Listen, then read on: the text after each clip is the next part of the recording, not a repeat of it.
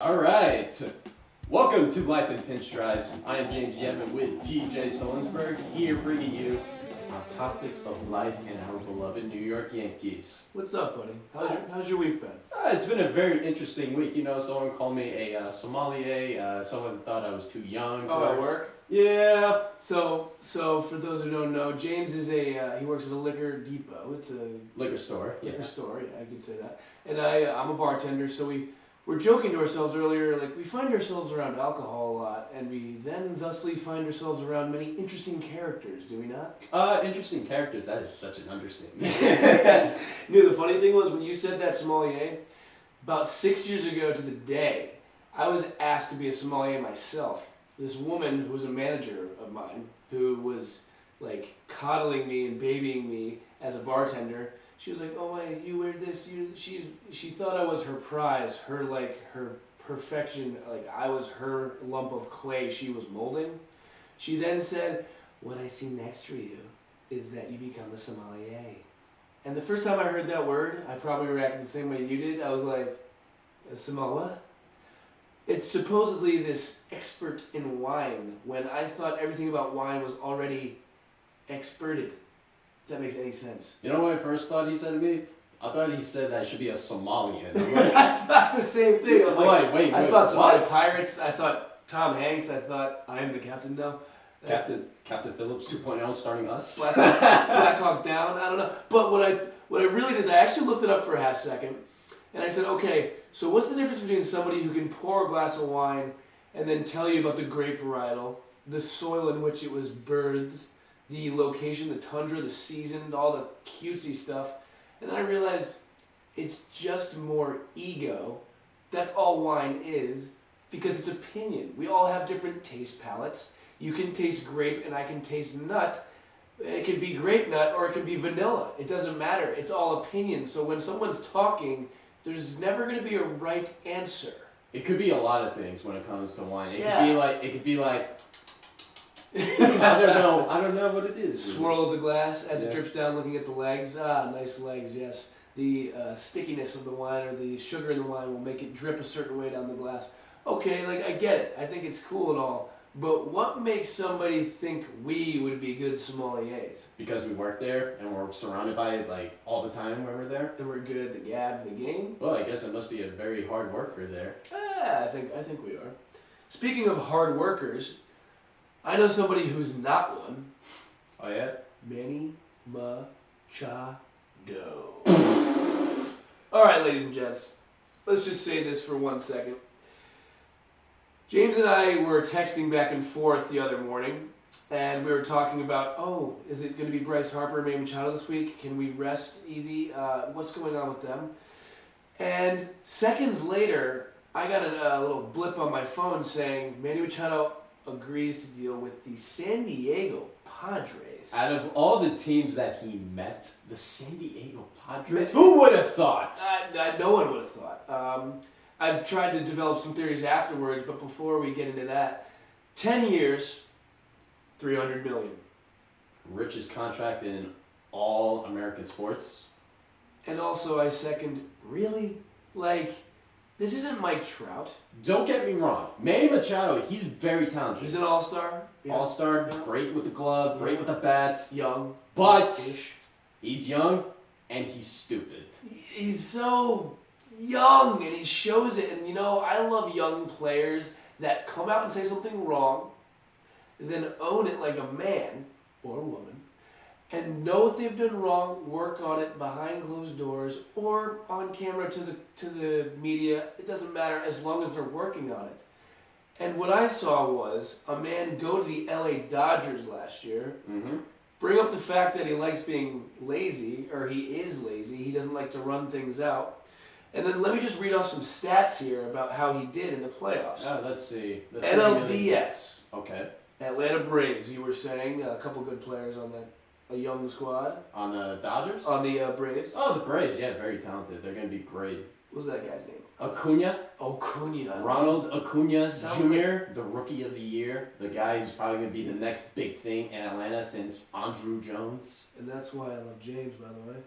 Acuna. When I hear Acuna, I think Acuna Matata. I think it flows right. It feels right. These guys were a young team. They were kind of hitting their stride early. They were a farm system that was maybe going to branch out in 2-3 years, but hey, they made the playoffs. And here's where Manny Machado showed what he's all about. In the NLDS, he was 3 for 17, which is 176. Good math. Thank you. Yeah. He had a slugging percentage of .588, but in that 3 of 17, he had 7 strikeouts. Round of applause. Moving on, NLCS, Milwaukee Brewers. He was 8 of 27.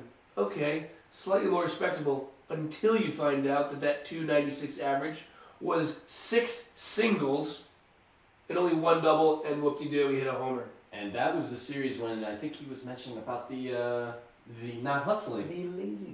The laziness. Him spiking Aguilar, the first baseman. Oh, That's when it started, by the way. Yeah, by the way, this guy's becoming a caricature. Not a character, a caricature. It's like, and he's, folks, look at the direction he's going. His slugging percentage was .588 against the Braves. In the NLCS, it went down to .444. And now how about the World Series about dem Boston Red Sox, which we'll tip our cap to. Of course, as always. He batted .182. He was 4 for 22. 0 doubles, 0 triples, 0 home runs, 5 strikeouts, and a slugging percentage of .182. Hey, despite all that stats, I want to give it to a 10 on that slip and fall in that final strikeout of the season. That was 10 out of 10. That was a 10 out of 10. Well deserved. Excellent dismount. I will say, the trend is this. The tighter the games got, the less he produced. So, here's my question. Is it like the demand in the market? Or is it just the actual player and position in the youth and all that coming together that provides such a circus this offseason with free agents? I don't know. I'm just sick of hearing everything that's been happening this offseason. All I just keep on hearing is rumors and rumors. And we talked about this last week when I made that joke that said Bryce Harper went to get a Philly cheesesteak. He sided with the Phillies. But I don't know. I'm just so sick of everything. Me too, man. You know, I've been thinking about this recently, and we had this discussion a little bit earlier. Should MLB do a free agent deadline so that way this doesn't happen again? I think so, because it's kind of like, we're seeing it in all sports. The power of what Le'Veon Bell pulled off in the NFL kind of started spreading to things like Antonio Brown. Players saying to themselves, I want to maximize the output of my power. I don't have to play. I'm going to miss a paycheck. But that affects the team so negatively that's like, okay, yes, we get it. You guys have power. But it's like what LeBron's doing, which I know you're not a LeBron fan per se. No. And sorry. I am. He is using the agent Rich Paul and him and Anthony and all the pieces to put things where he wants. And he's almost like redefining sports in a way. Free agents used to just be, who's available, sign him, he's on this team now. Okay, that was the news. Now it's a back and forth of here, maybe there, maybe here, no, not there. Why? Who cares? Are we running out of things to talk about? I don't know.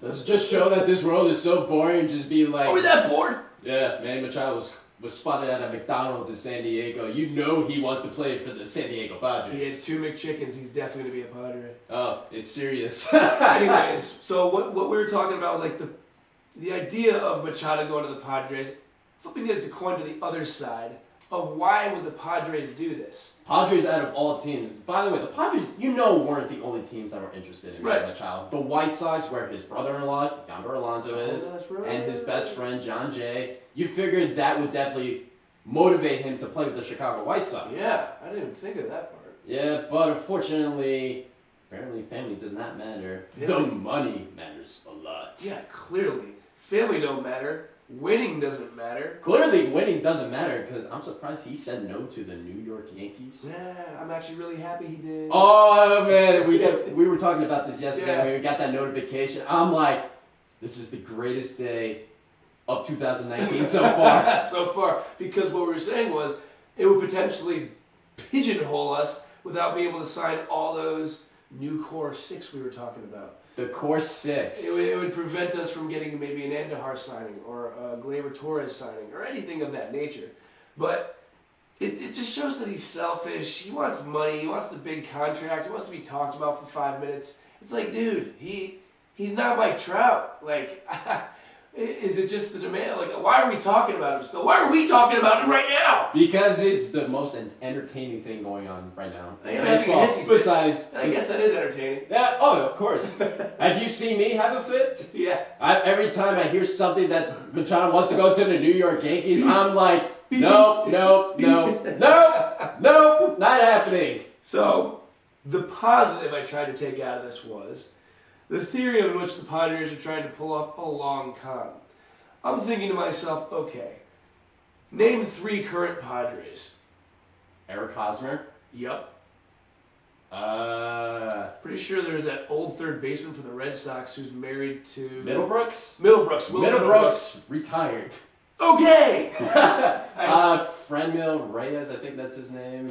Also, the Padres have they are the first farm system to have 10 prospects in MLB's top 100. So they're guaranteed to get a lot better. 10 prospects in the top 100. So they're loaded at the youth. So my theory is this. You tell me what you think of this. All right. I think the Padres are not going to expect him to play all 10 years there. I see them. I've already said this. Yeah, I see them, but there's where I might differ. I see them trying to just inflate their ticket sales. Of course. Because, honestly, I think Padres, if I think of jersey sales, I think half the guys in the crowd are wearing, what you said, Tony Gwynn jerseys still and Trevor Hoffman. Oh, yeah, 2 of the most iconic players in Padres history. Yeah. Because when you think of Major League Baseball, you think of the Yankees, the Red Sox, the Dodgers.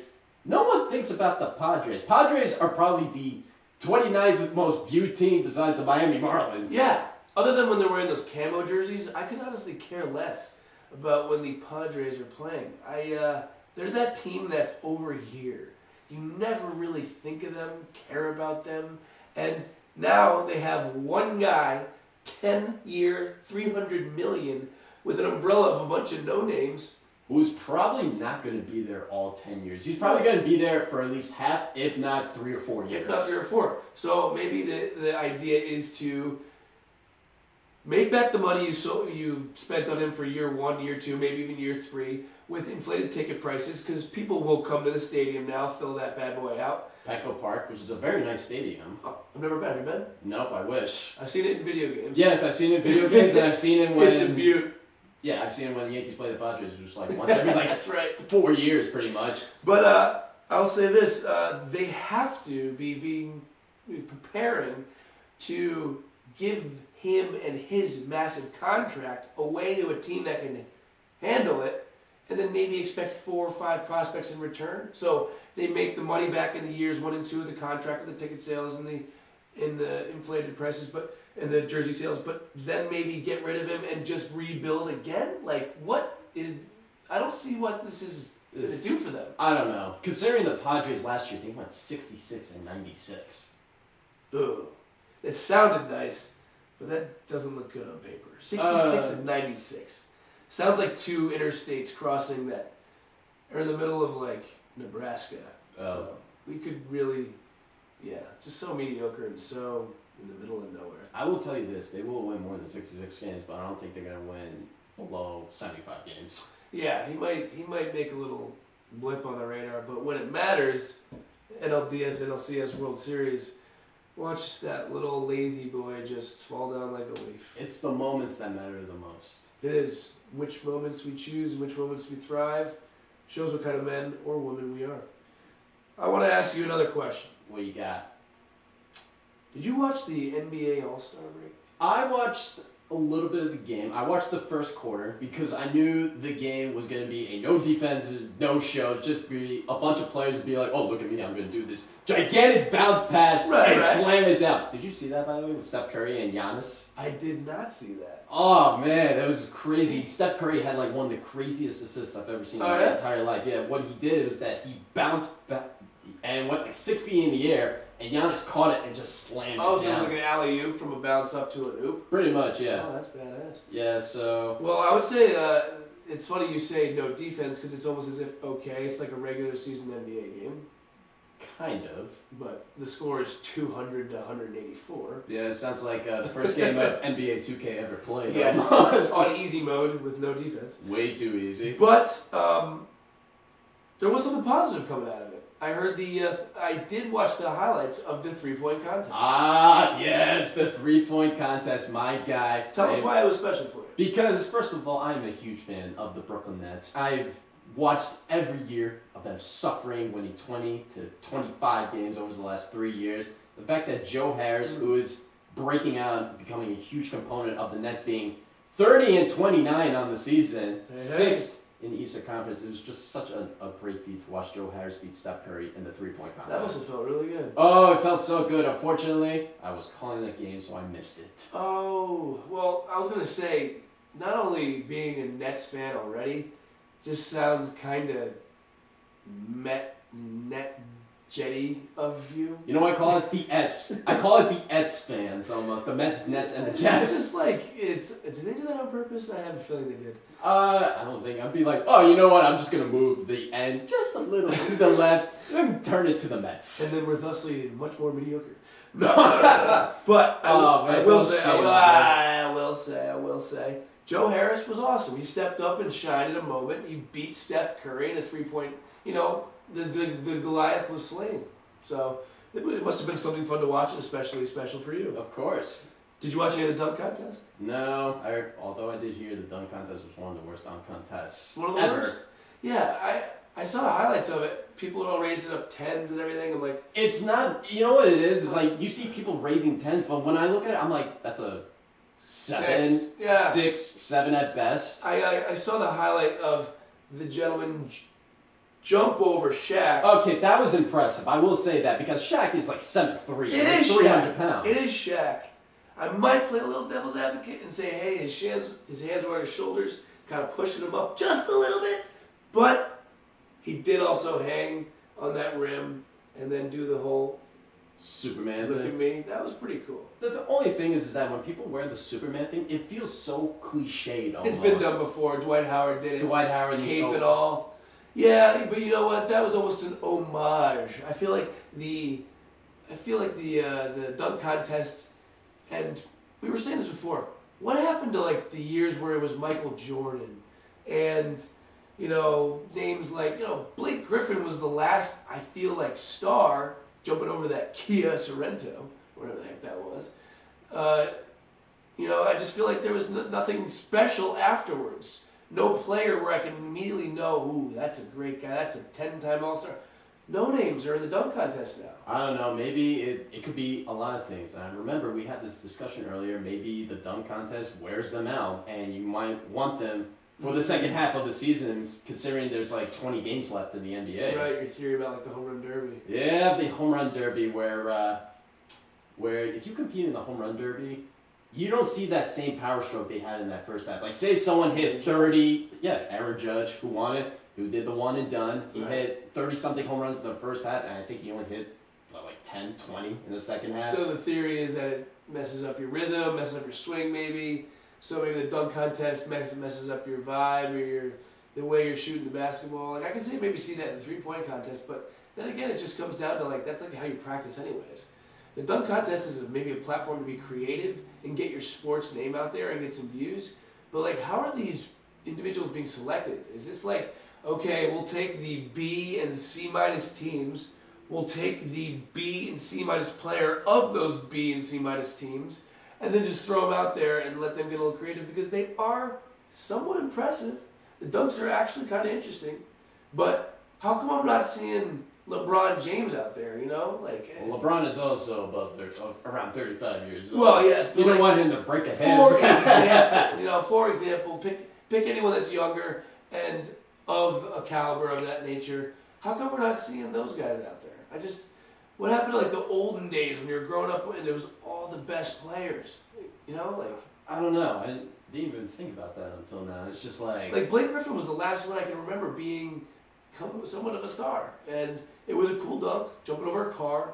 But I feel like every year it's people I cannot pronounce the name of, all getting 10s when they miss their first attempt, got their second attempt, but in the slow motion replay, they're actually just throwing the ball into the hoop. It's like not that impressive to me anymore. You know what I think we should do next season? We should be in the dunk contest. Absolutely. Even though I don't have an NBA team or a franchise. And the movie White Men Can't Jump was about me, and the sequel's coming out soon. I can't even leave the earth. Gravity is extra hard on me. I'm pretty sure I'm going to be an extra in there as well. Well, you're taller than me. I feel like you can at least like scrape the net and kind of. Not that. How tall are you? Like 5'11", like and a half. No way. Almost 6 feet tall. I'm 5'11" and 3/4, and you're taller than me. All right, then maybe I hit the 6 feet plateau and I just don't know it. You gotta be more confident, man. Maybe I need. You gotta be telling people you're 6. Or I need to get a physical. That's what I have to get. Or maybe you've like extended the vertebra 2 inches and grown. But dude, you're taller than me, and walking around this earth saying I'm 6 feet is way better than 5'11" and a half. So in the voice, I'm 5'11" and 3/4. No, I'm 6 feet tall. Get used to it. 6 flat, baby. Anyhow, I digress. All right, we always digress. I just say that because speaking of home run, we're gonna lead our way back into baseball. On this day in 1994, a beautiful young soul, ace of the New York Yankees, turned 25 today.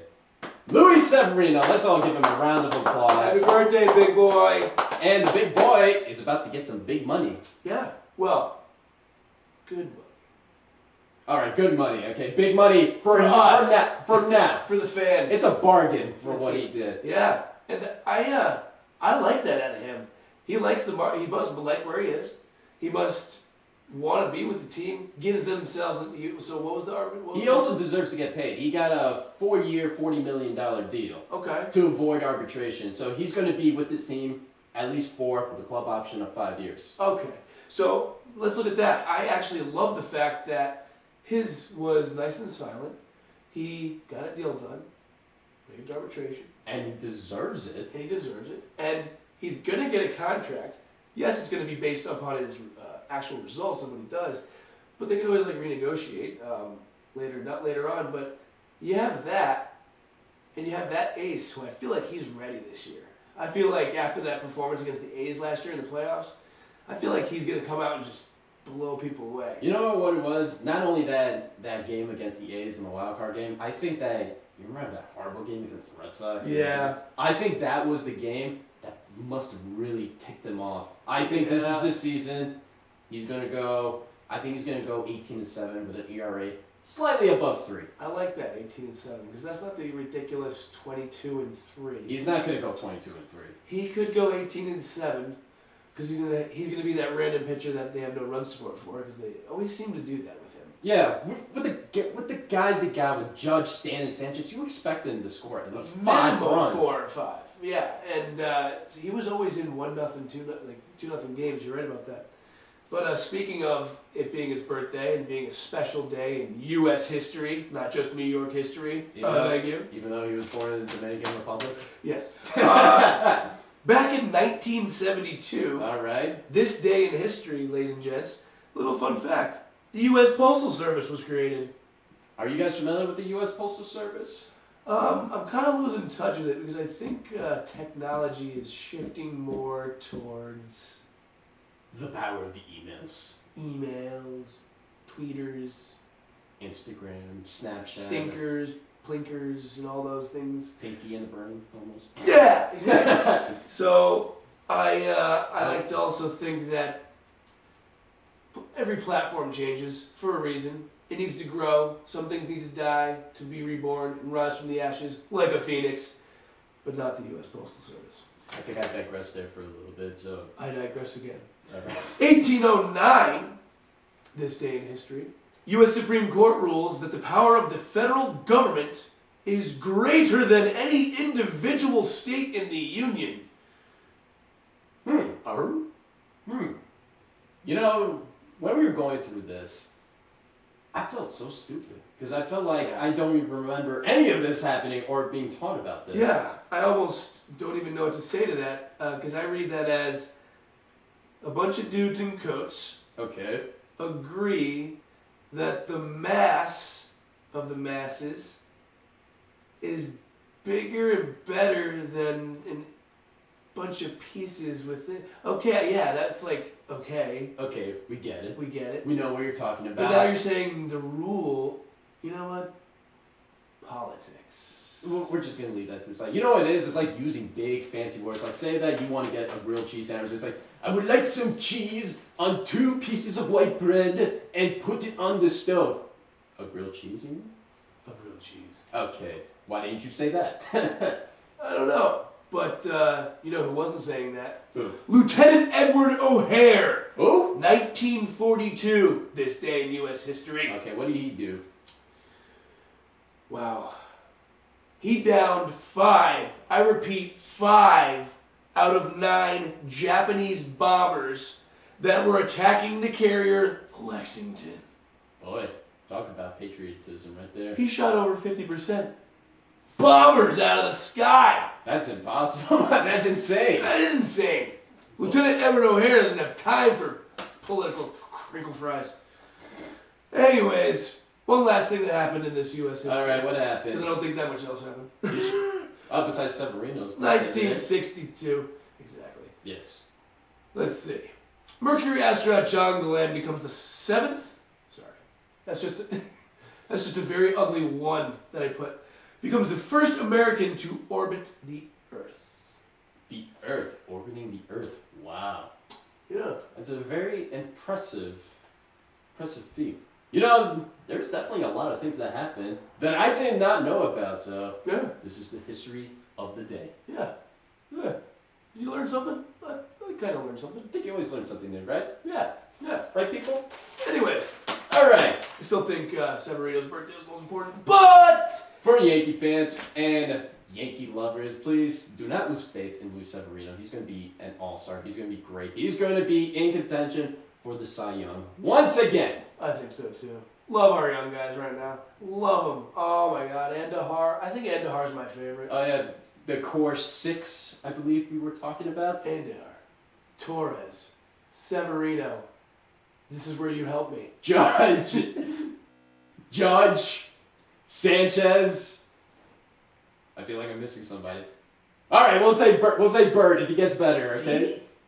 Didi was acquired from the Diamondbacks. From the Netherlands or something like that. Yeah, from the Netherlands. I meant like the core. I meant the core 5. The players there's one more. The players that were brought up. Yeah, which is what we're happy about, having our farm system actually producing and like being able. And these guys are batting .290 and hitting 25 home runs, 90 RBIs. Well, we could talk about Bird. We could talk about Frazier, possibly if he gets some playing time. He could be something. It's a lot to talk about. Yeah, it's a lot to talk about. His concussion. Let's see what happens with the redhead. But Red Thunder is Red call it. Thunder. But I digress again. I will say this. Hey, we're not digressing. We're talking about Yankees. Oh, no, digressing. I'll be honest. I don't even know what digress really means. Digress is like kind of like when you're getting out of topic almost. Or I digress. So you told me a little interesting story the other day about you calling a game. Oh yeah. So what I do is that I call basketball games. You know, because I want to be a play-by-play announcer, not just being part of this great podcast. That's awesome. Yeah. So like a high school game? Yeah. So I'm like a Marv Albert kind of guy. Or Kevin Harlan. Do you know who Kevin Harlan is? I love his voice. Very deep. I can't even do it. Very deep. With the sledgehammer, James Harden. He sounds like so anyway, yes. The hockey puck in his throat. Yeah, pretty much. So yesterday I was calling a game in Waterbury. Packed stadium because it was senior night. Oh, yeah. As I wasn't expecting because no one told me what happened. And they go bonkers for basketball down in Waterbury? Clearly they do. But it's something to be proud about because there's some really good teams down there. Absolutely. So anyway, I was say I was just like sitting like this, you know, minding my own business, you know, looking at the teams, looking left and right. Then a couple of high schoolers decided to sit right in front of me and slouch down to the point where my legs were almost like this. It's like right here? Almost. It's like, show some respect. It's was your equipment like right here? Oh, the equipment was right behind me. There was literally no space to do anything. I felt so claustrophobic. So what did you had your headphones? I had my headphones. There was like a person like right next to me, almost like squished together like this. I was like, hey, this guy is going down the court. And next thing you know, swish! Basket! Yes.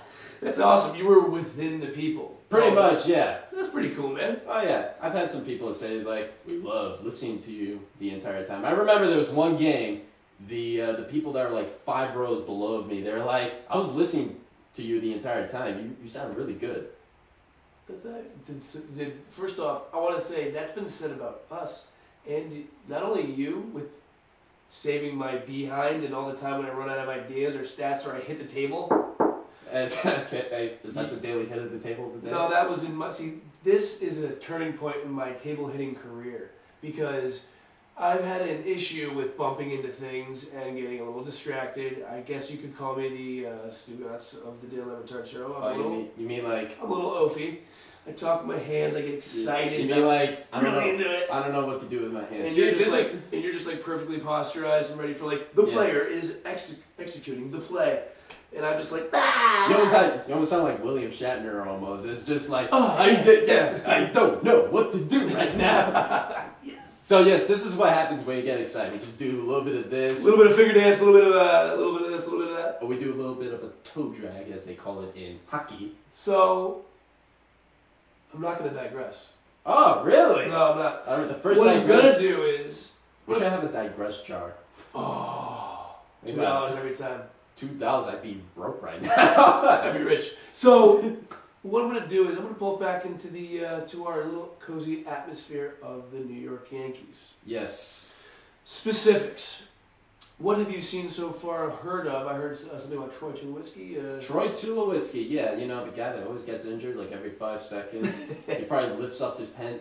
I broke my fingers. But anyway, none of that jokes, okay? Troy Tulowitzki, he comes in with a lot of expectations, with a lot of hope to be the starting shortstop while Didi recovers from Tommy John surgery. He has also been working out a little bit as well. Good. Didi Gregorius. I was hoping because that's a very serious injury. Tommy John surgery? Yeah, because... Well, yeah, not injury, I should have said surgery. But it affects so many different players in so many different ways. My buddy, shout out to Joey DeNino, he had Tommy John surgery at the age of, I want to say he was 19 or 20. Oh my God. Yeah, it was at a scary time, and it ended up working out in his favor. He reared back, he did his physical therapy. He went from probably throwing like 88 to like a good, strong, consistent like 92, 93. Really? And yeah, he pitched for Columbia. He was on ESPN in the College World Series. He pitched against Cal State Fullerton. Now, Joey, sorry if I screwed any of that up, but I love you, and you're an absolute stud. And of all of my friends, you made it. You made it to the dance, man, so be proud. Really? Yeah. I would figure if someone gets Tommy John surgery, I would be just as nervous to throw harder, because if you throw harder, you have a better shot at possibly retiring it. Well, that's exactly it. The weird thing is, it's like, it works in a different way. It's like the smoothness or like the quick twitch muscles in which you're throwing the ball. You might not necessarily be, exerting as much oomph as you're throwing it. You're just throwing it smoother, more fluid, and then thusly faster. Yeah. So it's from what I took away from it was, all the rubber band work you do actually matters, like all the different angles. Yeah. He would just regrow the muscle fibers in certain areas where he would just have a fluid motion. The fluid motion created it to be 90, made it 92, not 88. Yeah. He was throwing as hard as he could to get to 88. And might I bring up a quick story? Yeah. If you've ever heard of the Cooperstown Dreams Park. Cooperstown Dreams? No. Cooperstown Dreams Park is a baseball dreamland for anybody who's in between Little League, headed towards Babe Ruth, or even higher levels. It was the best baseball variety of teams and places that I got to see. I believe I was 12 years old and 13 years old. Now the baseball sizes, the fields are not 60 feet 6 inches. They were, I want to say, 75. They were not a full 90. Someone out there might be able to correct me. But it was not a full 90. So it was an in-betweener. It was an in-betweener. And it wasn't 60, but you could lead. Because in Little League, you can't take a lead off a base. Nope. So it's where you start to learn the intricacies and the little chess matches of baseball. Mm-hmm. You know, like the idea of how long to look over and how much attention to give to a runner when you're pitching. And you're teaching these kids at 12 and 13 while you're playing Team Jamaica. So our team was the Avon All-Americans.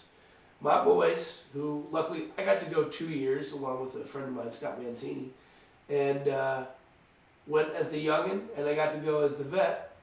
And I still remember to this day, there's this barrack setup where you have 64 teams from all over the world there to play baseball. Really? It's actually kind of amazing. It's all clay. It's beautifully kept baseball fields. There'd be 4 fields sitting over here, 4 over here. I think a total of 16, maybe even 20 by now. And I'm sure it's expanded. But you're also in Cooperstown. So the teams, of course, all head into the town, go to the Hall of Fame, you get set up with a deal. It's great for parents. So if anyone hasn't even heard of that, look, if you have enough players in your town or in your area, get a team together, look up the paperwork, see how much it costs, get the parents together. It was such a great experience for a 12-year-old kid. Oh yeah, I can't imagine, especially playing a game that you love to play too. Exactly. It was a beautiful thing. You know, the other cool things were we all had team pins. So our little Avon All-American with the cross baseball bats. There was crazy pins on some teams. Like there was like the Nashville Blue Devils or whatever. I don't remember the exact location, but their Blue Devil pin was so rare that people were trading these pins. So unlike baseball cards, we're trading these pins in. Our Avon All-American didn't have much weight, but our second year, we went all the way to the semifinals. So then people wanted our pin. And that leads me back to why I brought this up in the first place. Because Joey Danino, who we just talked about with the surgery, he to this day still holds the record for amount of innings pitched in one day. How many innings he threw?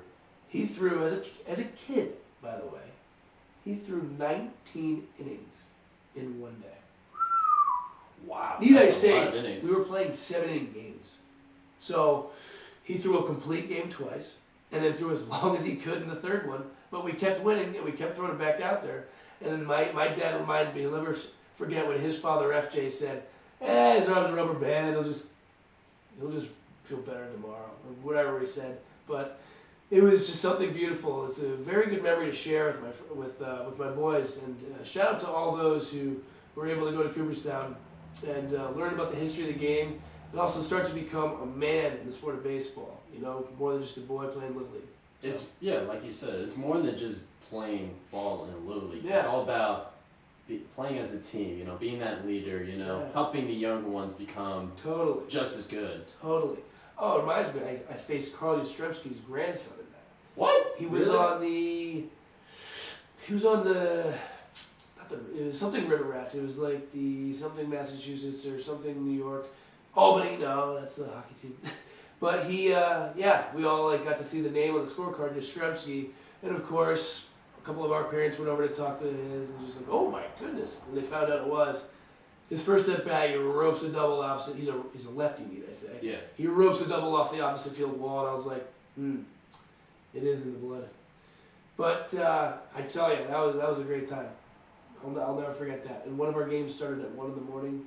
Because 1 in the morning. So you got to play a tournament, and it's a total of like a week and a half, 2 weeks. You play like 6 games, and then it's a round robin. You play a bracket system. You lose and you're out by the end, but you're seeded by those 6 games you play.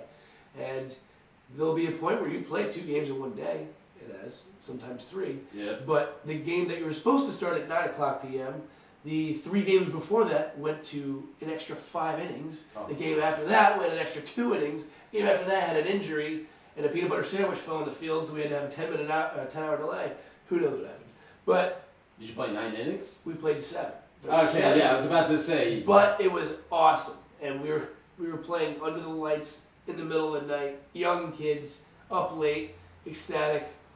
Nothing better than heading back to that bunk bed.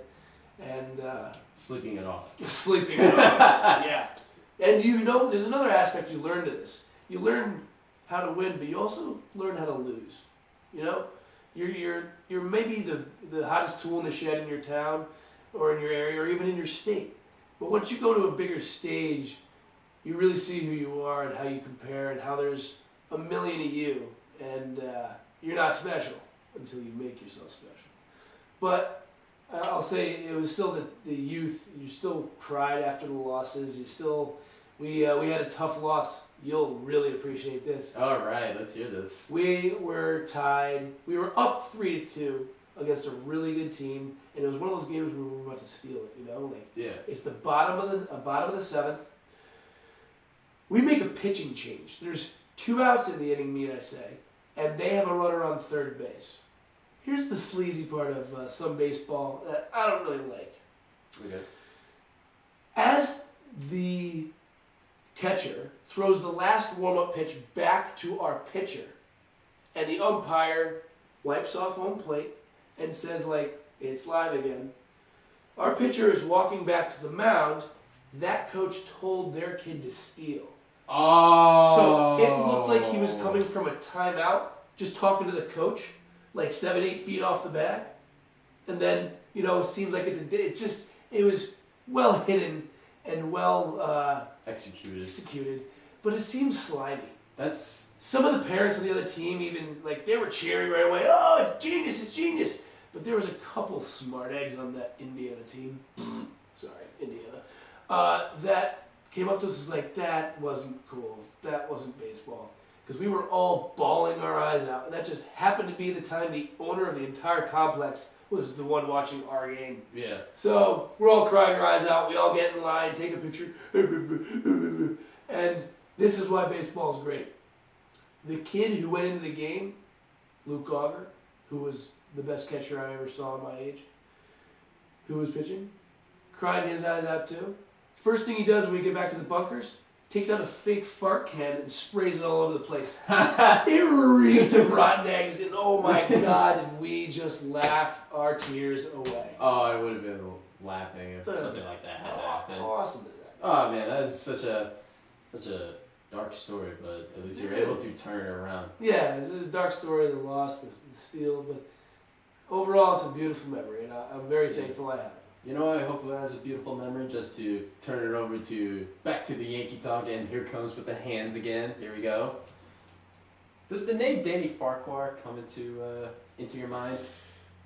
Lord Farquhar from Shrek comes into my mind. Not Lord Farquhar. Danny Farquhar, the pitcher. Lord Farquhar? Well, I don't know. Tell me about it. All right, so Danny Farquhar has an amazing story with him so far. Okay. Last year, during a game against the Houston Astros, he gets pulled out of the game, and then he complained that his head was hurting. Turns out he passed out, and the reason why he passed out is because he had a brain aneurysm. Oh my goodness. Yeah, so he... Oh, I think I remember this now. Yeah, because no one knew what was going to happen with him. Turns out he woke up 5 days later, not knowing what happened. And the first thing that came to his mind is that he wants to be back on the mound. So the fact that he's been working this hard and recovering and doing all these things, and which leads to this, he signed a minor league deal with our team. Oh, with us? With us, yes. Oh, let's go. We got second chances, baby. Oh yeah, he's gonna get a second chance. I love that. The one problem though, our bullpen is so good and it's so loaded. You gotta put him somewhere. Hey, he might get a shot. Maybe on the, I hate to break to you, maybe the 40-man roster when they do that in September. Yeah. I don't want to wait until September. I wanted to see on the mound. That's a good story. Right now. And you know what? If he rises to the occasion, he'll be there. Do we still have David Robertson? Nope. I asked that last week, right? Yep. Excellent. Do we still have... No, okay. We have Chapman. Yes. Mr. Chapstick. Betances. Who was a free agent at the end of the season. Okay. And we were saying, he kind of had a hiccup a couple years ago. He did. A little bit last year, too. He's not as invincible as he was when he first came out. He's still very consistent. But he's consistently showing me his mind isn't 100% there.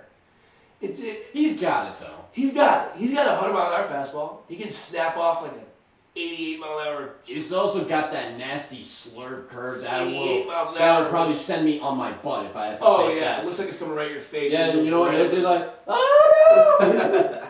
But I feel like he's like, just something was a little off. I couldn't really tell what it was. Maybe his 100-mile-an-hour fastball's flat. I don't know. But he's got to work on like a third, fourth pitch. And if he does that, if he really hones in on like a two-seamer or something that tails inside or a changeup, he could be that much more dangerous. There's no doubt in my mind that he is a great pitcher. Yeah. Oh, no. And he's good for New York. And there's also no doubt in my mind that he needs to be back in Pinstripes. They need to re-sign him. Absolutely. Along with Didi Gregorius as well. You know, Sir Didi. Sir Didi, as they call him. What's going on with him? Sir Didi, obviously, he came to spring training. He did a little bit of workouts, but he didn't do too much because you don't want to do too much with your elbow. And right. I was telling you this the other day. I would rather spend $300 million on Didi Gregorius than Manny Machado. Absolutely. But I know I'm crazy. I would never give $300 million to anybody. Listen, the point is that he needs to be a lifelong Yankee. That's my point. Literally, he replaced our captain seamlessly. It's like if he didn't exist, almost. He's still the password to all my favorites. Anyways, who else would do that? I don't know. I don't think of any scenarios where somebody, other than like Tom Brady coming in for Drew Bledsoe, like where something that was special came to replace something special in a different way. How about Mantle coming in for DiMaggio? Who would have thought that? Special in a special way. It's like, so Didi being there, and also when he's hot at the plate, oh, what a beautiful swing. Oh, he has a beautiful left-handed swing, which is something we still need. We need that. We need a lefty. Short porch, baby. Come on, if you're a lefty, you'd be like, I'm blessed to hit a Yankees. Yeah, and also his glove. He's filthy. Oh yeah, What great. an arm too. Like, we need that. We need that at shortstop. You know, forget all about that. How about him as a leader? Yeah. He's a guy that wants to win. He wants to help his team. The dude played when he was injured last year. I love that. And you know what? I always get to see these guys' personalities a little bit in those silly commercials that they do. Oh, my favorite one was, I think it was 2015 when they did the Sandlot. Yes, that was what I was thinking of. And Didi, like, it just made me laugh. I don't know if he was the Colossus of Clout or the Sultan of the SWAT guy, but it was awesome. Didi seems like a leader, like you said. He seems like a great clubhouse guy. Balanced, consistent, but leads by example the most. Oh, yeah, absolutely. Get the job done, bare minimum. He's like probably the third leader behind CC and Judge. Right. And we were also talking about a little bit earlier how the core 5, as we were talking about, not core 6, which first player is going to get paid? Now that Severino is paid, the next person, it's got to be the Judge. You got to give it to him. That's what should happen. Is it going to happen, though? But what has been happening, it seems like, with contracts these days, is that a deeper, more prolonged plan has to be established. So perhaps Judge can talk with management or his agent or whatever, and they have an idea such as, okay, we're going to sign you, big guy. Yeah. Don't you worry.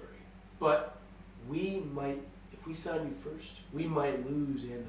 Or we might lose Gleyber Torres. I don't think we're going to lose any of those guys. I hope not. But when the contracts come up, like, we got to sign all of them. Their payrolls are so high. Yeah. A lot of people are concerned why they didn't want to pay for Machado or Harper is because we're saving the money to pay the core 5 to be with this team for many years. That is true. Yeah, you're right. But I hope the management sees it too. You know, I hope they're not just setting it up to be a piece to sell and get a star. I hope we don't lose anything. I hope we don't get Machado. Get him out of here. Obviously, we can breathe now. We can take a nice deep breath. Let's do it right now. Now, the next person is going to be Bryce Harper. Who's going to get paid. Bryce. I don't know. That coiffed hair, man. It just... He's not being a Yankee, I can tell you that. I can't see it. It could work, but... The dude wants more than 10 years. We're not going to pay him 10 As soon as I saw that article, now we're going to go bigger than 10-300. I'm out. Control-Alt-Delete. Sign, date. Dot the T's, cross the I's. Take a sip of water. Good night. Good night, Bryce Harper. Like we said, we don't even need him to begin with. No. With Judge, Hicks, Gardner, Frazier, and Ellsbury, sadly. That's all I'm going to have to say about Ellsbury. That's all we're going to do. But I will say Gardner, where do you think he's at? Because he's kind of getting up there in age, and speed was something that separated him from the rest. So I like to think he's going to be in the rotation. Is he going to be the starting left fielder? The one reason why I would put him as the starting left fielder is because he's a very good leadoff hitter. Yeah. Left-handed bat, he gets on base, and he's a proven leader as well. Yeah, he is definitely a leader. And we've seen his off-field stuff where he went and visited the little girl who was dying of cancer. And I don't know if you know this story, but... No, I don't know this story. He is not known for his home runs. Obviously, we can tell. Although he hit 20-something like a couple of years ago. I wonder if that's a production of a short porch, maybe. Or maybe he's swinging for the fences, because he does have like a swing for the fences kind of swing. You shouldn't go for that, though. No, if you have all that speed, you need to hit the ball on the ground. Correct. And thank you. My point is, though, with speed being his number one factor, kind of maybe going from an A to an A-, maybe even a B+ now. His arm strength ain't all that. He's kind of like a Johnny Damon. Looks kind of goofy throwing lefty. You wonder why he was a lefty in the first place as a thrower. Maybe should have been a righty. Definitely. He has a gold glove under him. So. Does he? He does, yeah. Okay. He's got a good arm for a left fielder, too. He can, I guess, because the left fielder is the least... The left fielder has the least strongest arm. Right, the center fielder and the right fielder are known to have the stronger arms. Yeah, so I guess you're right. But I didn't even know he has a gold glove. Yeah, 2016. Gold glove. And that's why I love James. You knew the date, too. All right, well, Brett Gardner and his shaved head, I'll take him. I think he's going to be in the rotation. Starting left fielder, though? Let's do that. Starting lineup opening day. All right. So, I think... Positions in the field first, then we'll do batting order. However, positions? Yeah, who's where, we'll do the batting order later. Okay, so left field, it's either going to be Gardner or Clint Frazier. I think you're saying Center field's going to be Hicks, that's obvious. Hicks, baby! Right field is very obvious, too. It's going to be Judge. And then rotating, the DH will be Giancarlo, maybe. Giancarlo, maybe they put Andujar at DH too, since he's not the strongest defensively, but we do have DJ LeMahieu who could cover that. I'm thinking, depending on where Greg Bird is in this offseason, having him at first. I would rather have him at first because of the lefty. You need the lefty-righty kind of thing. You can't have right, left, right. Absolutely correct. So that means we have DJ LeMahieu playing a little bit more behind third or behind Andujar at third. Or you put him at short in case if Tulo does get hurt. Right. Although back up Tulo. Originally I wanted Tulo on the bench because I know of his injury. Oh. Because I wanted DJ LeMahieu at second because I know he's a very good hitter. Yeah, you told me he won the batting title in 2016, 348, I believe it was. Yeah, but he only had 11 home runs and 66 RBIs. I don't think they need to rely on the home run ball every time though. They need someone that can get on base. But yeah, you're right. That's what it was. Nobody was getting on base for him. So, nonetheless, so him at third. So second base is definitely lockdown. A rotation of Gleyber Torres. A lot of people think it's going to be Gleyber at second and Tulo at short. Although I personally wanted DJ at second and Gleyber at short. But you give a young guy a new position on opening day, you get kind of worried about. Because that's usually what happens when you give a young player a different position. You don't know if they're going to perform the same way as they did in one position. That's very true. And even though it's a small change in field, your angles change, your natural rhythm changes. The hot corner is completely different. I remember when going from second base to third base, being like, whoa. I'm used to lefties pulling the ball. There's a certain way the spin comes off the bat, and there was a certain way it would kick on the second bounce and kind of hop up on me. Third base was different. Hot corner, called hot corner for a reason. Yep. Woo! Ball gets to it. That. I think I'd be dreadful at the hot corner. Oh my goodness. You have to wear a cup this big just to feel an ounce safe. I think you need to put me in a balloon almost to prevent the bubble boy. Yeah, bubble boy almost. But it is terrifying, because you have these righties crushing the ball. If they're a little early on it, there's going to be a weird spin on it. Yeah. And as soon as it hits the ground, you want to put your glove where you think it's going to go, but you know it's going to kick a little bit right because there's so much spin on it. and you got hit in the arm, and your arm is purple. Yeah, So it almost looked like if Barney was like taking over your arm almost. buddy, why would you do that to me? Okay. If you love me, you would not give me that bruise in the first place. Stop bugging me. Alright. Anyways. Okay. We digress again. If we had a jar, I'd probably put in $20 right now. I'd put in 100. So. Oh, you're trying to one up me? I don't have 100. Okay. So, pitching rotation. Pitching rotation, obviously, Sevy at the top. Sevy. Tanaka. Actually, Paxton. I think Paxton is going to be Really? the number 2 pitcher. Well, You do the righty, lefty, righty thing. You could do the righty, lefty, righty. I'm going to go with Masahiro Tanaka. Obviously, Tanaka is in the starting rotation. Just because even though it's righty, he is a wobble pitcher. I have a little word for that. I have Severino throwing gas, and then I have a pitcher throwing splitters and balls that tail off to the inside. Two-seamers. A sinker that plummets down and goes a little inside.